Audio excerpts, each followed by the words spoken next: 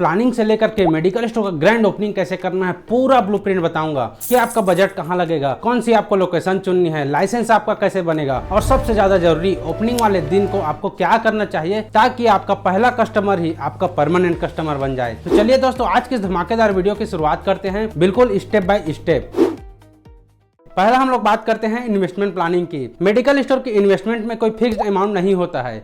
यह आपकी location, shop size, medicine stock और बिजनेस मॉडल के ऊपर डिपेंड करता है। अगर आप एक सामान्य मेडिकल स्टोर खोलना चाहते हैं तो इसके लिए आप 2 से 7 लाख रुपए में भी आसानी से एक मेडिकल स्टोर खोल सकते हैं। लेकिन अगर आप किसी बड़े शहर और प्रीमियम सेटअप के साथ दुकान खोलना चाहते हैं तो इसके लिए आपको बजट थोड़ा सा बढ़ाना पड़ेगा। अब अगला सवाल यह है कि ये जितना पैसा है इसका डिस्ट्रीब्यूशन कैसे होता है। मान के चलिए आप 4 लाख रुपए का बजट रखते हैं तो उसका डिस्ट्रीब्यूशन कुछ इस प्रकार हो सकता है। सबसे पहले आपको शॉप रेंट और सिक्योरिटी के लिए लगभग 40,000 रुपए लग जाएगा। उसके बाद रजिस्ट्रेशन के लिए लगभग 40,000 रुपए लग जाएगा। फिर फर्नीचर और शॉप सेटअप के लिए आपको 70,000 रुपए के आसपास लग जाएगा। उसके बाद कंप्यूटर बिलिंग सॉफ्टवेयर के लिए आपका लगभग 40,000 रुपए के आसपास लग जाएगा। फ्रिज और अदर इक्विपमेंट के लिए मान के चलिए आपका 10,000 रुपए। और इनिशियल स्टॉक में सबसे ज्यादा आपका अमाउंट लगता है। यहाँ पे आपको 1.5 लाख का इनिशियल स्टॉक लगेगा। और सबसे ज्यादा जरूरी, अपना कैश फ्लो बढ़ाने के लिए अपना इमरजेंसी फंड 50,000 रुपए अलग से सेव करके रखना पड़ेगा। देखिए, इस तरह से डिस्ट्रीब्यूशन करने से आपको पहले ही पता चल जाएगा कि किस काम के लिए कितना बजट का यूज होगा। दोस्तों, अब आपका बजट रेडी हो गया है। अब सबसे ज्यादा इंपॉर्टेंट काम है आपको मेडिकल स्टोर के लिए लोकेशन चुनना, और यह सबसे ज्यादा क्रिटिकल होता है। अगर आपने गलत लोकेशन ही सेलेक्ट कर लिया तो आपका आने वाला समय बहुत ज्यादा खराब हो सकता है। इसीलिए मेडिकल स्टोर का जो सफलता होता है वह काफी हद तक लोकेशन के ऊपर भी डिपेंड रहता है। तो जब भी आप एक शॉप देखने जाएं तो ये 6 पॉइंट को चेक जरूर करिएगा। इन्हें नोट कर लीजिए, बाद में आपकी यह चेकलिस्ट बनेगी। सबसे पहले आपको पॉपुलेशन देखना है कि उस एरिया में कितने ज्यादा लोग हैं, उस एरिया का पोटेंशियल कस्टमर कितना ज्यादा है। दूसरा आपको देखना है उस एरिया में हॉस्पिटल या कोई क्लिनिक है कि नहीं, आसपास में कोई डॉक्टर प्रैक्टिस कर रहा है कि नहीं, कोई डॉक्टर ओपीडी ले रहा है कि नहीं। इन सब चीज़ों को आपको चेक करना बहुत ज़्यादा जरूरी है, क्योंकि इन्हीं सब से आपका प्रिस्क्रिप्शन कस्टमर भी आएंगे। तीसरा आपको जो देखना है वह डेली फुटफॉल, उस एरिया में कितना ज़्यादा लोगों की आना जाना लगा हुआ है। इसके वजह से आपका जो वॉक इन कस्टमर है वो ज़्यादा होने लगेंगे। चौथा आपको देखना है कि उस एरिया में कंपटीशन कितना है, वहाँ पे कितने सारे मेडिकल स्टोर हैं और वह क्या क्या सर्विस प्रोवाइड कर रहे हैं। यह सब चीज़ को आपको पहले से ही ऑब्जर्वेशन करके रख लेना है, ताकि जब आप मेडिकल स्टोर खोलो तो आपको क्या क्या सुधार करके अपने मेडिकल स्टोर में इंप्लीमेंट करना है यह पहले से पता रहे। और पांचवा सबसे ज्यादा इंपॉर्टेंट जो होता है फ्यूचर ग्रोथ। आज के समय में जो स्थिति है उसको देख करके कभी भी मेडिकल खोलने का डिसीजन मत लेना। आने वाले समय में उस जगह का फ्यूचर ग्रोथ कितना ज्यादा हो सकता है, वहां पे कोई कॉलोनी बन सकता है कि नहीं, आसपास में कोई हॉस्पिटल बन सकता है कि नहीं, ये सब चीज को अच्छे से एनालाइज करिएगा। उसके बाद लोकेशन को फाइनल करिएगा। और छठवां इंपॉर्टेंट पॉइंट यह है कि आपका जो मेडिकल स्टोर का लोकेशन है वह किसी चौक चौराहे पर हो, मेन रोड पर हो। वह जब कस्टमर कोई दूर से आ रहा है तो वह दुकान आपका सामने में नजर आना चाहिए। इससे होता क्या है, जिसके नजर में सबसे पहला आपका मेडिकल स्टोर पड़ता है वहां लोगों के जाने की संभावना बहुत ज्यादा बढ़ जाती है। अगर ये सारे 6 पॉइंट्स आपका चेक लिस्ट में चेक हो जाता है तो समझ लीजिए मेडिकल बिजनेस की आधी जंग आपने यहीं पे जीत ली है, क्योंकि लोकेशन बहुत बड़ा फैक्टर होता है एक मेडिकल स्टोर के सफल होने का। मैं अपनी बात बताऊं तो जब मैं अपना मेडिकल स्टोर खोला था तो 2 साल में ही मेरा जो मेडिकल स्टोर का डेली काउंटर था वह 10,000 से भी ज्यादा हो गया था। लेकिन अचानक से जो मेरा शॉप ऑनर है दुकान को खाली करने के लिए बोल दिया। इसके वजह से मुझे 1 महीने का टाइम मिला और 1 महीने के अंदर अंदर मुझे अपने मेडिकल स्टोर को दूसरे जगह शिफ्ट करना पड़ा। और आज के समय में मेरा जो मेडिकल स्टोर है वहाँ पे जो डेली सेल है 40 से 50% तक का माइनस हो चुका है। इसीलिए आपका सिर्फ लोकेशन ही अच्छा होना जरूरी नहीं है, उसके लिए ऑनर के साथ रेंट एग्रीमेंट और ऑनरशिप के स्टेबिलिटी भी देखना बहुत ज़्यादा जरूरी होता है। इसके बारे में मैं डिटेल किसी और वीडियो में जरूर बताऊंगा। अब यहाँ से असली गेम शुरू होता है। अब ड्रग लाइसेंस के लिए जितने भी डॉक्यूमेंट्स हैं उन सारे डॉक्यूमेंट को आपको तैयार करना है।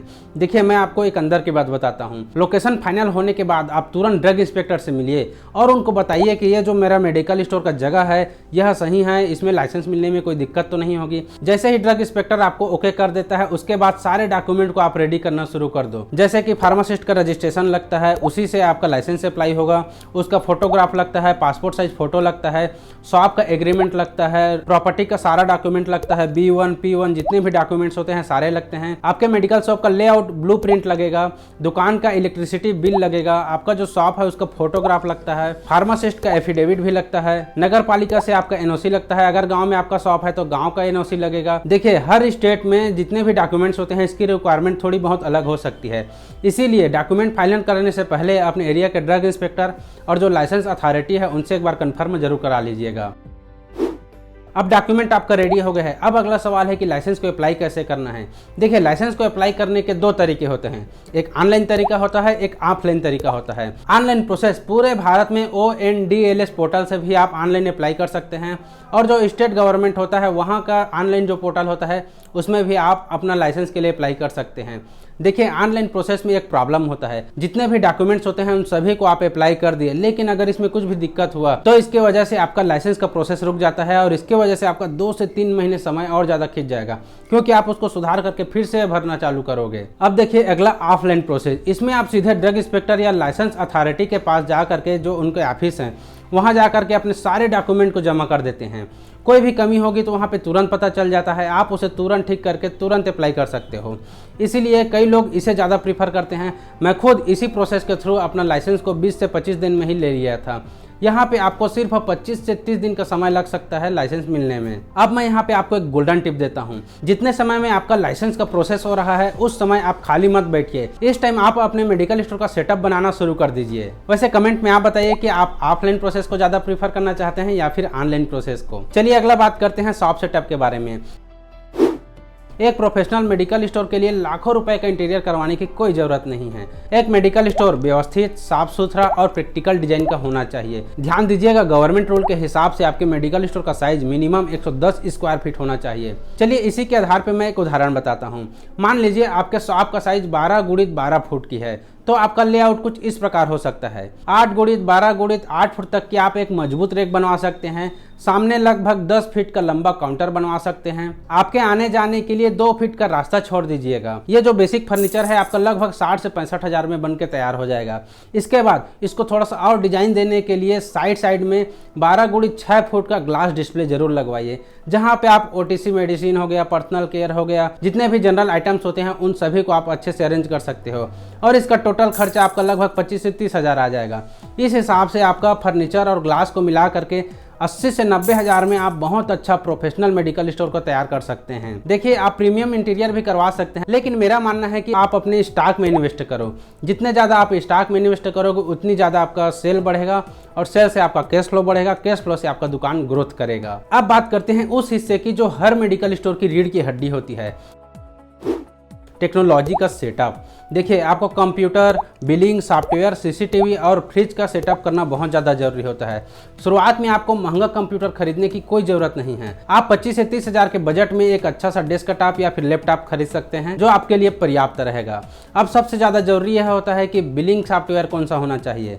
मार्केट में बहुत सारे बिलिंग सॉफ्टवेयर हैं, जैसे कि Marg ERP, GoFrugal, RetailGraph, PharmEasy, Pharma Assist, Prime RX, eVital जैसे बहुत सारी कंपनियों की सॉफ्टवेयर हैं। जितने भी सॉफ्टवेयर हैं उनमें से एक अपनी ज़रूरत, बजट और लोकल सपोर्ट को देखकर ही चुनिएगा, क्योंकि यही सॉफ्टवेयर आपके आने वाले समय में billing, stock management, purchase sale, expiry check और जितने भी रिपोर्ट्स रिक्वायर्ड होते हैं उन सभी का इसी में काम हो जाएगा। इसीलिए आप एक ऐसा सिस्टम चुनिए जो आपको ज़रूरत के साथ साथ भविष्य में भी बिजनेस ग्रोथ करने में काम आए। इसी को लेकर के मैं आपको एक अपना एक्सपीरियंस बताता हूँ। देखिए, सॉफ्टवेयर लेने से पहले मैं सब कुछ काम मैनुअली करता था, एक्सपायरी चेक करता था, स्टॉक मैनेज करता था। इससे मुझे बहुत ज़्यादा परेशानी होती थी और इसके चक्कर में मुझे बहुत ज़्यादा टाइम निकल जाता था और एक्सपायरी से बहुत ज़्यादा लॉस हो जाता था।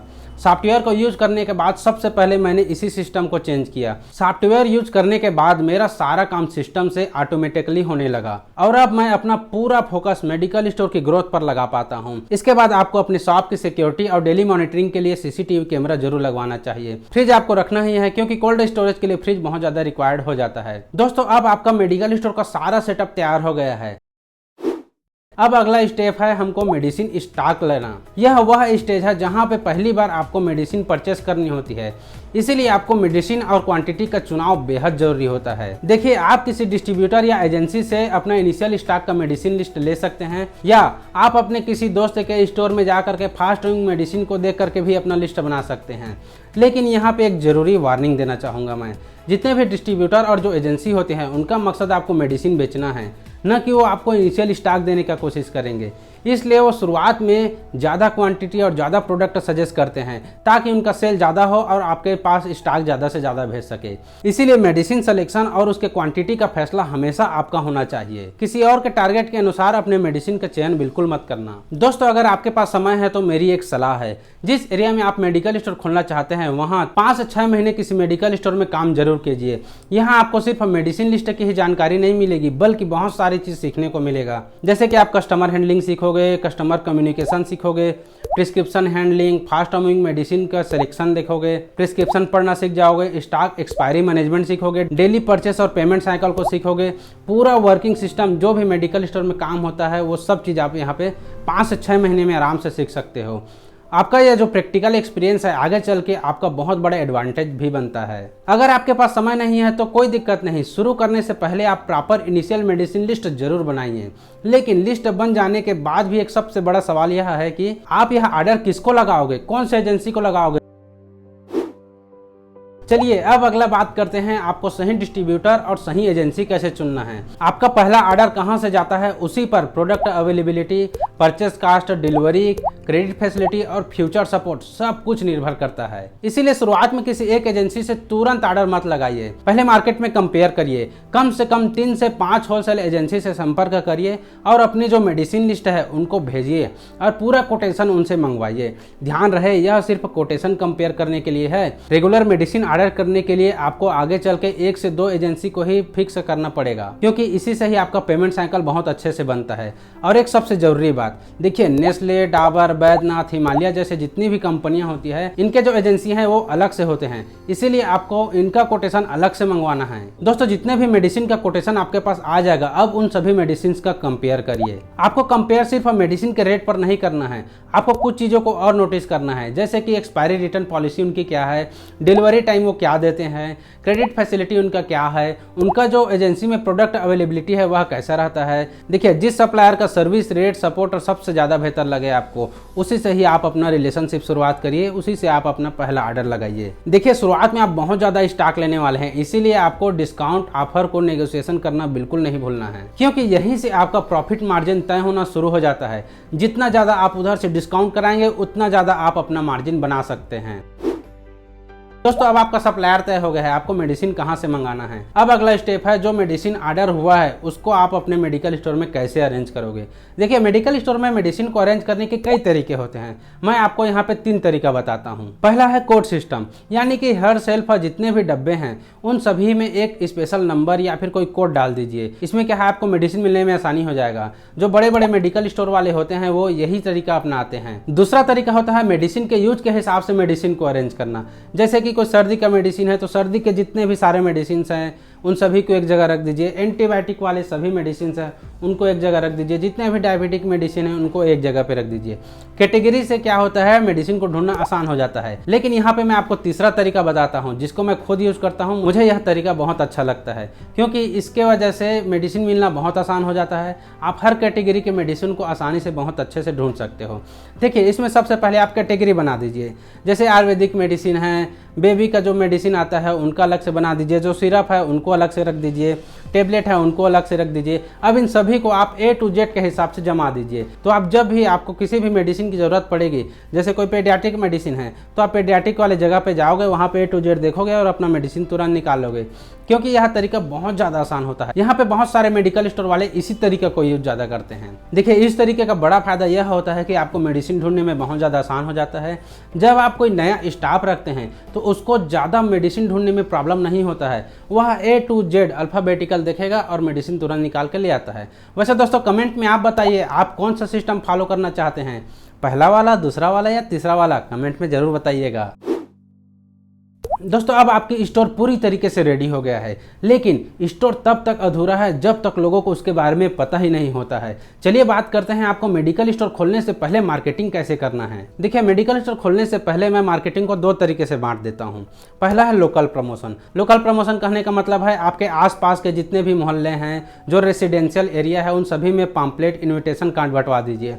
अगर लोकल न्यूज़पेपर है वहाँ तो न्यूज़पेपर में भी अपना छोटा सा एडवर्टाइजमेंट दे दीजिए। देखिए पम्पलेट में आप सिर्फ एड्रेस मत लिखना, उसमें अपनी सारी सर्विस भी लिखना, जैसे कि आप क्या देने वाले हो, होम डिलीवरी देने वाले हो, बीपी चेक करने वाले हो, ब्लड शुगर चेक करने वाले हो, डिजिटल पेमेंट लेने वाले हो, व्हाट्सएप ऑर्डर लेने वाले हो।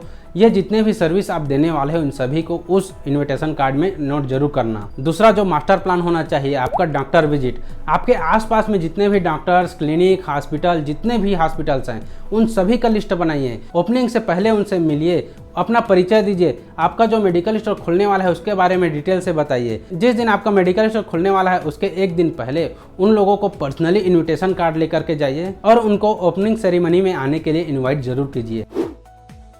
अब आपका अगला स्टेप है मेडिकल स्टोर का ग्रैंड ओपनिंग करना। देखिए दोस्तों, मेडिकल स्टोर खोलने का आपका यह पहला दिन है, इसीलिए लोगों के दिल में आपको अपने मेडिकल स्टोर के लिए अच्छी छाप छोड़नी है। जिस दिन आपका मेडिकल स्टोर का ओपनिंग होगा उस दिन आपको ऑर्डिनरी तरीके से मेडिकल ओपनिंग बिल्कुल नहीं करना है। उस दिन आपको एक स्मार्ट मूव करना है। आपका जो मेडिकल स्टोर का एरिया है वह ऐसा लगना चाहिए कि यहाँ पे कोई हेल्थ कैंप लगा हुआ है। दुकान के सामने बढ़िया सा टेंट लगवाइए, बैनर और पोस्टर पहले से तैयार रखिए और उसको अच्छे से चिपका दीजिए। सुबह 6 बजे से लेकर के 8 बजे के बीच में आप अपना पूजा पाठ करने के बाद अपने दुकान का शुभारंभ कर दीजिए। उसके बाद पूरा दिन आपका सबसे बड़ा फोकस होना चाहिए कस्टमर सर्विस के ऊपर।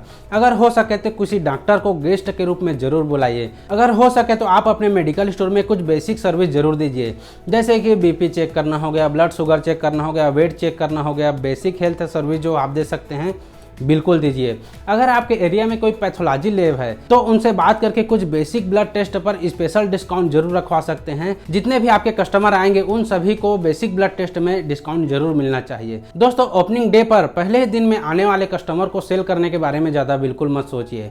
वह आपके बिजनेस का पहला इंप्रेशन लेकर के जाता है। अगर वह आपसे अच्छा एक्सपीरियंस लेकर के जा रहा है तो वही कस्टमर आगे चल करके आपके स्टोर को और ज्यादा लोगों तक रिकमेंड करेगा, अपने परिवार, अपने दोस्तों तक पहुंचाएगा कि भैया इस फलाने मेडिकल स्टोर में जाना, यहाँ पे सर्विस बहुत अच्छा होती है, लोग अच्छे से बात करते हैं। और यहीं से शुरू होता है आपके मेडिकल स्टोर का असली ग्रोथ।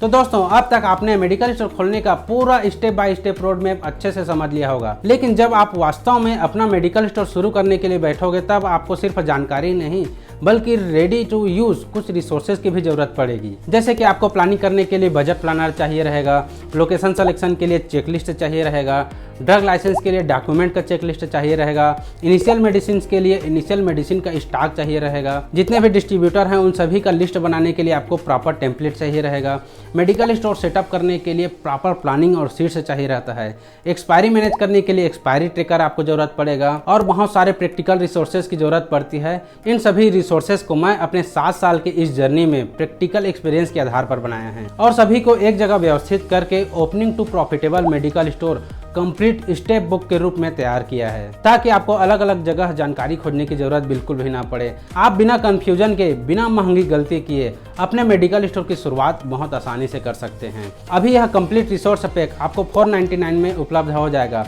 इसका लिंक वीडियो के डिस्क्रिप्शन में मिल जाएगा और पिन कमेंट में भी मिल जाएगा। अगर आप अपने मेडिकल स्टोर खोलने के लिए पूरी तैयारी के साथ शुरू करना चाहते हैं तो आज ही इसे लेकर के अपना पहला कदम बढ़ाइए और अपने मेडिकल स्टोर की जर्नी को शुरुआत करिए। दोस्तों, आपको अपने मेडिकल स्टोर की जर्नी शुरुआत करने के लिए मेरे तरफ से आपको बहुत बहुत बधाइयाँ। तो ये था दोस्तों पूरा रोड मैप, बजट से लेकर के ग्रैंड ओपनिंग तक का मेडिकल स्टोर कैसे खोलना है। दोस्तों, अगर आप इन सभी स्टेप्स को सही ऑर्डर में फॉलो करेंगे तो न सिर्फ आपका इन्वेस्टमेंट सुरक्षित रहेगा बल्कि आपका स्टोर शुरुआत से ही सही दिशा में चलेगा और आप प्रॉफिटेबली अच्छे से ग्रो कर पाओगे। अगर वीडियो आपको हेल्पफुल लगी होगी तो एक लाइक जरूर कर दीजिएगा। ऐसी प्रैक्टिकल गाइड्स के लिए अभी इस चैनल को सब्सक्राइब करके बेल आइकन हिट जरूर कर दीजिएगा। मिलते हैं अगले टॉपिक में। जय हिंद।